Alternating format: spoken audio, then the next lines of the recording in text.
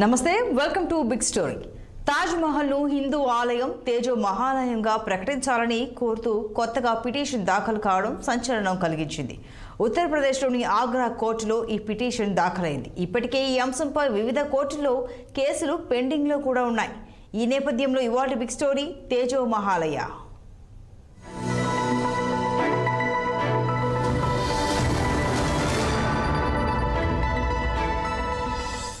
తాజ్ మహల్ వివాదాల్లో చిక్కుకోవడం కొత్త ఏమీ కాదు. దశాబ్దాలుగా తాజ్ మహల్ పై వివాదం వార్తల్లో ఉంటూనే ఉంది.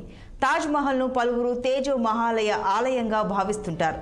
ఇదే అంశంపై ఇప్పుడు తాజాగా ఆగ్రా కోర్టులో పిటిషన్ దాఖలైంది. తాజ్ మహల్ ను హిందూ ఆలయం తేజో మహాలయగా ప్రకటించాలని పిటిషన్లో కోరారు. అంతేకాదు, అక్కడ ఇస్లామిక్ కార్యకలాపాలను నిలిపివేయాలని కూడా అభ్యర్థించారు. న్యాయవాది అజయ్ ప్రతాప్ సింగ్ ఈ పిటిషన్ వేశారు. ఆయన శ్రీ భగవాన్ శ్రీ తేజో మహాదేవ్ పాట్రన్గా వ్యవహరిస్తున్నారు. అంతేకాదు, యోగేశ్వర్ శ్రీకృష్ణ జన్మస్థాన్ సేవా సంఘ్ క్షత్రియ శక్తి పీఠ్ వికాస్ ట్రస్ట్కు అధ్యక్షుడిగా కూడా ఉన్నారు. ఈ కేసు ఏప్రిల్ 9న విచారణకు రానుంది.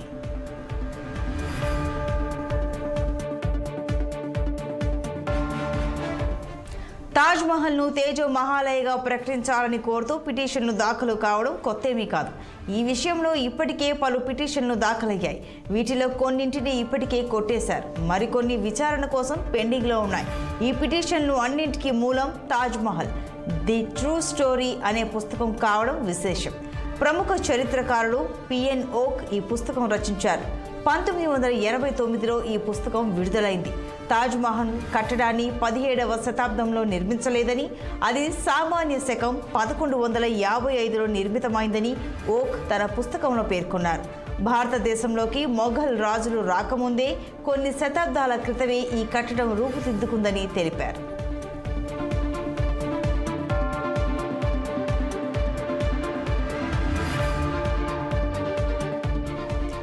ప్రముఖ చరిత్రకారుడు ఓక్ కథనం ప్రకారం హిందూ రాజు మొదటి జైసింగ్ ఈ ఆలయాన్ని నిర్మించారు. అప్పట్లో దాన్ని తేజో మహాలయగా పిలిచారు. ఈ ఆలయాన్ని షాజహాన్ స్వాధీనం చేసుకున్నారని, దాన్ని సమాధిగా మార్చారని ఓక్ పేర్కొన్నారు. ఇదే అంశాన్ని ప్రస్తావిస్తూ ఆయన సుప్రీంకోర్టును కూడా ఆశ్రయించారు. సుప్రీంకోర్టు 2000 సంవత్సరంలోనే ఆయన పిటిషన్ను కొట్టివేసింది. గతంలో బీజేపీ నేత వినయ్ కతియార్ కూడా ఈ కట్టడాన్ని తేజో మహాలయగానే క్లెయిమ్ చేశారు.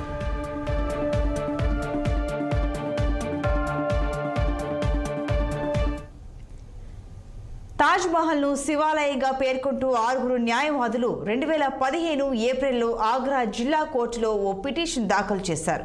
హిందూ భక్తులకు దర్శనం, హారతి కార్యక్రమాలు నిర్వహించేందుకు అనుమతించాలని కోరారు. ఈ విషయంలో కోర్టు కేంద్రాన్ని సంప్రదించింది. సాంస్కృతిక మంత్రిత్వ శాఖ నుంచి, హోం కార్యదర్శి నుంచి, ఆర్కియలాజికల్ సర్వే ఆఫ్ ఇండియా నుంచి సమాధానాలు కోరింది. తాజ్ మహల్ కట్టడం ఓ సమాధి అని, ఆలయం కాదని అప్పట్లోనే ఆర్కియలాజికల్ సర్వే ఆఫ్ ఇండియా తెలిపింది. పార్లమెంట్లో 2015 నవంబర్లో ఉన్న ఓ ప్రశ్నను బదులిస్తూ తాజ్ మహల్ శివాలయం అనేందుకు కేంద్ర ప్రభుత్వం వద్ద ఎలాంటి ఆధారాలు లేవని కేంద్ర సాంస్కృతిక శాఖ మంత్రి మహేష్ శర్మ చెప్పారు.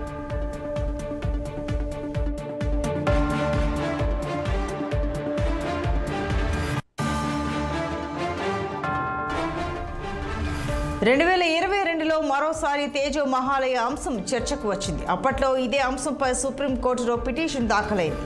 గతంలో ఈ తరహా పిటిషన్ను డిస్మిస్ చేస్తూ అలహాబాద్ హైకోర్టు జారీ చేసిన ఉత్తర్వులను సవాల్ చేస్తూ బీజేపీ నేత రజనీష్ సింగ్ ఈ పిటిషన్ దాఖలు చేశారు.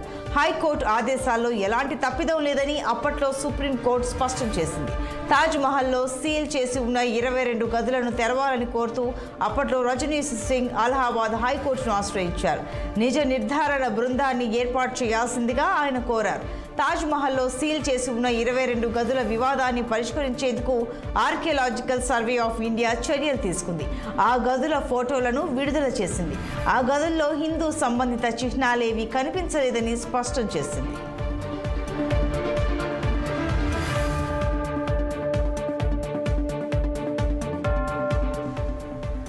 తేజో మహాలయ వాదనలు చేస్తున్న వారు కూడా తమ వాదనలను బలంగానే వినిపిస్తున్నారు. తాజ్ మహల్ గురించి మొఘల్ రాజు పత్రాల్లో ఎలాంటి ప్రస్తావనలు లేవని అంటున్నారు. మహల్ పేరుతో మొఘల్ సమాధుల నిర్మాణం జరగలేదని అంటున్నారు.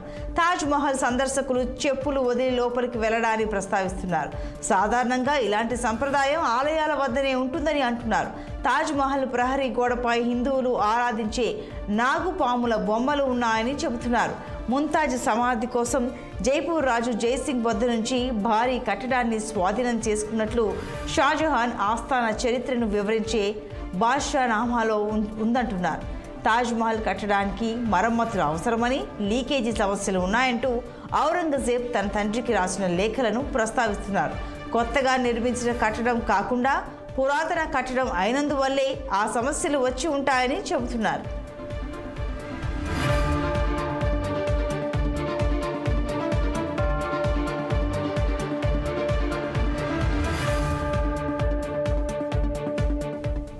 తాజ్ మహల్ కట్టడంలో ఒక చోట ఓం గుర్తు ఉండటాన్ని తేజో మహాలయ వాదులు ప్రస్తావిస్తున్నారు.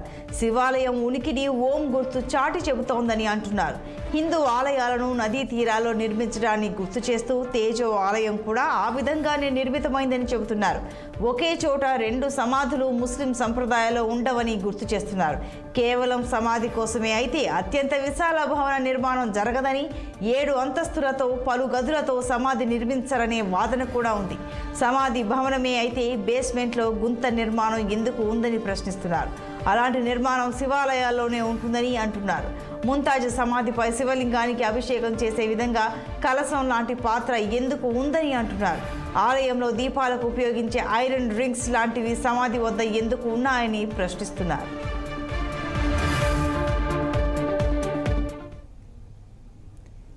తాజ్ మహల్ వెనుక భాగంలో అదే రూపురేఖలతో ఉన్న మసీదు కూడా ఉంది. ఈ కట్టడం వద్ద భారీ స్థాయిలో ఒక బావి ఉంది. దానిపై కూడా ఎన్నో కథలు ప్రచారంలో ఉన్నాయి. 7 అంతస్తులుగా దీన్ని నిర్మించడం విశేషం. శత్రువుల దాడులు జరిగిన సందర్భంలో ఆలయ ఖజానాను ఈ బావిలో సురక్షితంగా దాచే ఏర్పాట్లు ఉన్నాయని అంటున్నారు. తాజ్ మహల్ కట్టడం దిశలను సూచించే విధంగా ఉంటుంది. ఇలాంటి సంప్రదాయం ఆలయాల్లోనే ఉంటుందని తేజ్ మహాలయ వాదులు అంటున్నారు. తాజ్ మహల్ చుట్టూరా ఉన్న టవర్ నిర్మాణాలు పలు ఆలయాల్లోనూ చూడవచ్చు. వీటిని వాచ్ టవర్స్గా, దీప స్తంభాలుగా కూడా ఉపయోగించేవారు.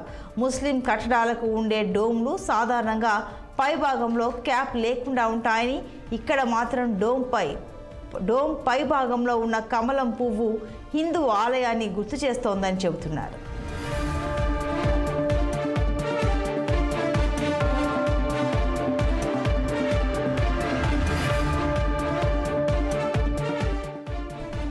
ఇక తాజ్ మహల్ పై ఉన్న శిఖరం గురించి కూడా ఆసక్తిదాయక కథనాలు ప్రచారంలో ఉన్నాయి. తుప్పు పట్టని విధంగా వివిధ లోహ మిశ్రమాలతో దీన్ని తయారు చేస్తారు. చాలామంది దీన్ని ఇస్లామిక్ చంద్రవంక నక్షత్రం అని భావించే అవకాశం కూడా ఉంది. లేదంటే పిడుగులు పడినా భవనం దెబ్బతినకుండా చేసిన ఏర్పాటు అని భావిస్తారు. కాకపోతే ఇది హిందూ చిహ్నమని, దీని పూర్తి ప్రతిరూపం తూర్పు భాగంలో చెక్కి ఉందని తేజో మహాలయ వాదులు అంటారు. ఈ ప్రతిరూపం చూసేందుకు కొబ్బరికాయతో కూడిన కలశం రూపంలో ఉంటుంది. ఇది హిందూ మత చిహ్నం అని అంటారు. కేదార్నాథ్ వంటి ఉత్తరాది ఆలయాల వద్ద ఇలాంటి రూపాలు కనిపిస్తాయి. తాజ్ మహల్కు ప్రవేశ ఆర్చ్ 4 వైపులా ఎర్రటి కమలాలు కనిపిస్తాయి. ఈ కట్టడం హిందూ ఆలయం అనేందుకు ఇది కూడా ఓ సాక్ష్యమని చెబుతారు. జైపూర్ రాజు నుంచి ఈ భవనాన్ని స్వాధీనం చేసుకున్న తరువాత ఖురాన్ వాక్యాలు చెక్కించారని చెబుతారు. తాజ్ మహల్ కింద నేలమాళిగ ఉందని కూడా అంటారు. సీల్ చేసిన గదుల నుంచి ఈ నేలమాళిగకు దారి ఉందని చెబుతారు.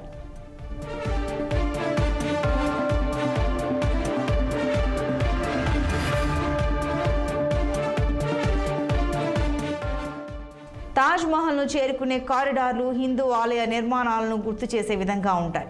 తాజ్ మహల్కు చేరువలో మ్యూజిక్ హౌస్ ఉంది.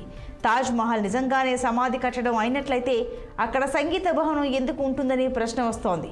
హిందూ ఆలయాల వద్ద మాత్రమే సంగీతం కోసం భవనాలు ఉండటాన్ని తేజో మహాలయ వాదులు గుర్తు చేస్తున్నారు. సీల్ చేసిన గదుల్లో పాలరాతి ఫలకాలు తొలగించిన ఆనవాలు కనిపిస్తాయి. వాటినే సమాధుల నిర్మాణానికి ఖురాన్ వాక్యాలు చెక్కిన ఫలకాలుగా ఉపయోగించినట్లు చెబుతారు. శివుడు ఇష్టపడే ఉమ్మేత పూల బొమ్మలు కూడా తాజ్ మహల్ కట్టడంలో ఉన్నాయి. ఈ బొమ్మలు కూడా అది శివాలయం అని చెప్పేందుకు సాక్ష్యమని అనేవారు ఉన్నారు. ఇలాంటివే మరెన్నో అంశాలను తేజో మహాలయ వాదులు ప్రస్తావిస్తున్నారు.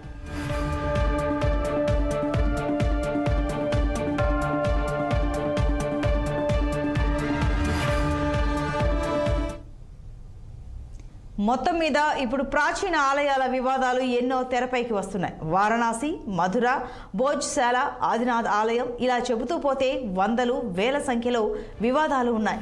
ఈ వివాదాలను దీర్ఘకాలం కొనసాగించడం సమాజానికి మంచిది కాదు. అధునాతన పరిశోధనలతో ఈ వివాదాలను పరిష్కరించాల్సిన అవసరం కూడా ఉంది. లేదంటే ఈ వివాదాలు సమాజంలో అశాంతిని రేకెత్తించే అవకాశం ఉంది.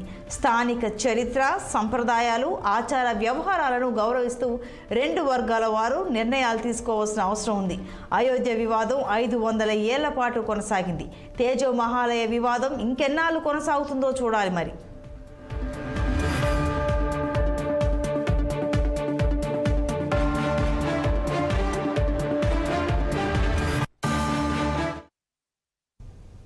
ఇది వరల్డ్ బిగ్ స్టోరీ. మరో ఎపిసోడ్లో మళ్ళీ కలుద్దాం. Keep watching 6 TV. సామాన్యుడి ఆరో ప్రాణం.